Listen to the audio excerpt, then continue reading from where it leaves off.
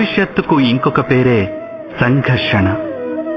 హృదయంలో ఏదైనా కోరిక జనించి అది అసంపూర్ణంగా మిగిలిపోతే ఆ హృదయం భవిష్యత్ ప్రణాళికలు వేస్తుంది. భవిష్యత్తులో తన కోరిక నెరవేరుతుందనుకొని కలలు కంటూ ఉంటుంది.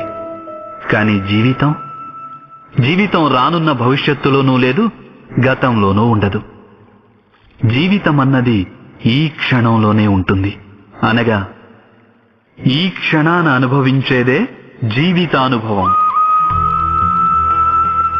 మనకి ఈ విషయం తెలిసినప్పటికీ ఈ చిన్న సూత్రాన్ని కూడా అర్థం చేసుకోలేం. గత స్మృతుల వలయంలో చిక్కుకొని కొట్టుమిట్టాడుతూ ఉంటాము, లేదా రానున్న భవిష్యత్తు కోసం ప్రణాళికలు వేసుకుంటాం. కానీ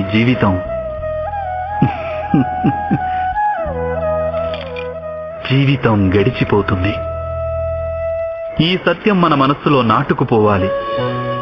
మనం భవిష్యత్తును చూడనూలేం, రానున్న భవిష్యత్తును నిర్మించనూలేం. మనం కేవలం ధైర్య సాహసాలతో భవిష్యత్తును ఆలింగనం చేసుకోగలం.